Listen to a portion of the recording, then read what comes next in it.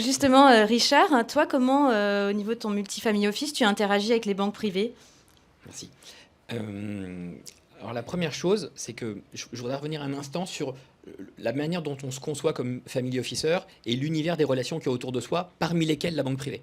Et c'est peut-être dans cet axe-là qu'il faut le comprendre, à mon sens, en tous les cas. Tout à l'heure, Fabienne a dit chef d'orchestre. Moi, je trouve ça très très présomptueux en tant que multifamily officer de dire qu'on est chef d'orchestre de la famille. Le chef d'orchestre, c'est celui qui a le patrimoine. Moi, je suis le souffleur au théâtre. Je ne suis pas le chef d'orchestre dans le concert. Et c'est ma place. Ma place, c'est d'être le souffleur, c'est pas d'être le chef d'orchestre. Et parfois, on perd la notion de ce que devrait être sa place. Ça peut m'arriver à moi aussi. J'essaie de ne pas la perdre. Donc, je suis le souffleur. Et je souffle sur des sujets qui peuvent être financiers, mais aussi civils, quand je souffle à l'oreille du détenteur de patrimoine à côté de son notaire ou à côté de son avocat fiscaliste. Et donc, le banquier privé, malheureusement, dans cet écosystème, pour moi, ce n'est qu'un des éléments de cet écosystème. Je ne suis pas plus central que lui, mais lui, il n'est peut-être plus aussi central qu'avant. Ça, c'est un voilà, premier élément. Donc, nous resituer dans cet écosystème dont je ne considère pas constituer le centre, mais à nouveau, mais le souffleur. Ça, c'est le premier élément. Deuxième élément, il y a une pression tarifaire qui est, enfin, on vient d'être évoquée, qui est évidente. Pourquoi? Parce qu'un certain nombre d'acteurs se sont simplement goinfrés, très clairement, sur les commissions, sur les frais, parce que les familles avaient bon dos, parce que les familles n'avaient pas la connaissance, parce que si papa et maman étaient dans telle banque, c'est probablement que c'était pour une bonne raison qu'il fallait y rester. Et enfin, quand on ouvre les cahiers, quand on regarde les structures de coûts, bah, parfois on tombe par terre. On est tous des financiers dans la salle. J'ai vu des coûts d'intermédiation sur des ordres de bourse à 1,6%. J'ai bien dit 1,6%.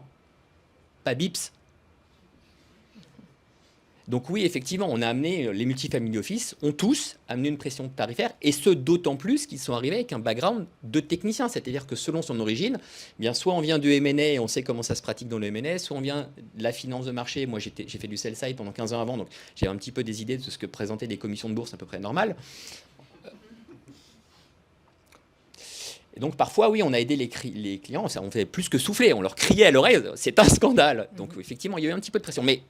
Mais mettons de côté ces quelques banques, parce que je pense effectivement que ce n'étaient pas toutes les banques, mais un certain nombre d'acteurs qui avaient ce comportement. Finalement, on s'est retrouvé avec deux typologies d'acteurs face à nous, à mon avis. Celles qui ont pensé que ce ne serait qu'un feu de paille et qu'il fallait résister à ce mouvement des family office, et que finalement, c'était marginal dans le marché et on n'avait pas besoin de changer finalement l'approche client.